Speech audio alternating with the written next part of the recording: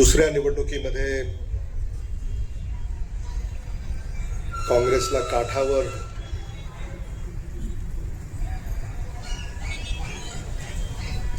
बहुमत मिळालं आणि आता ही तिसरी निवडणूक याला आपण सगळे सामोरं जातोय. निवडणुका दर 5 वर्षाला व्हायला हव्यात, पण ही निवडणूक साधारणतः 8 वर्षानंतर होते आणि बरंचसं पाणी पोलाखड्ड वाहून गेलंय.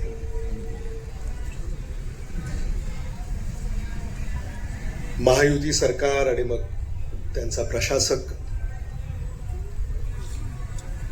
ही राजवट साधारणतः महाराष्ट्रामध्ये सगळ्यांनीच पाहिली. लातूरनेही ती अनुभवली.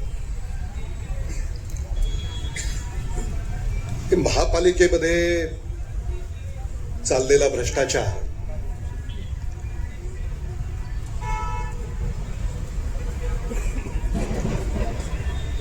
लाल फितीमध्ये अडकलेला कारभार, नागरिकांची होत असलेली हेळसांड आणि एकंदरीतच सामान्य माणूस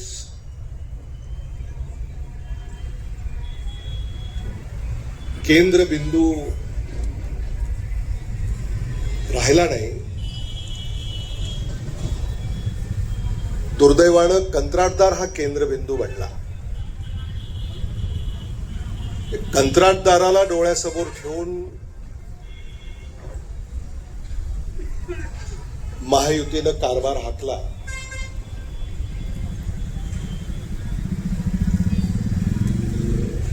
अशी ही परिस्थिती लातूर शहर महानगरपालिका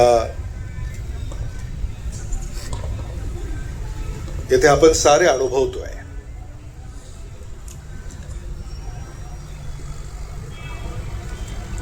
या निवडणुकीमध्ये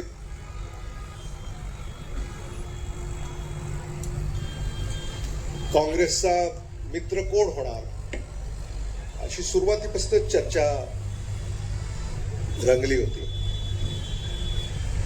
महाविकास आघाडी व्हावी याचा खूप प्रयत्न आम्ही सगळ्यांनी केला. दुर्दैवानं त्याला यश नाही आलं. राष्ट्रवादी काँग्रेस पक्ष, शरदचंद्र पवार यांच्याशी देखील आम्ही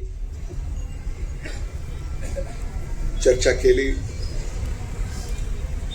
शिवसेना, उद्धव बाळासाहेब ठाकरे पक्ष यांच्याशी देखील आम्ही चर्चा केली, कारण हे आमचे नैसर्गिक मित्र आहेत.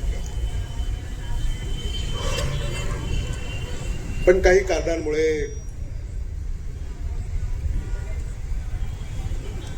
त्या वाटाघाटी पूर्णत्वाकडे जाऊ शकल्या नाहीत. आणि मला जर विचारलं तर याचं मला दुःख आहे. म्हणजे महाविकास आघाडी आणि वंचित बहुजन आघाडी एकत्रितपणे जर आम्हाला निवडणुका लढवायची संधी मिळाली असती तर आम्हाला अधिक आनंद झाला असता.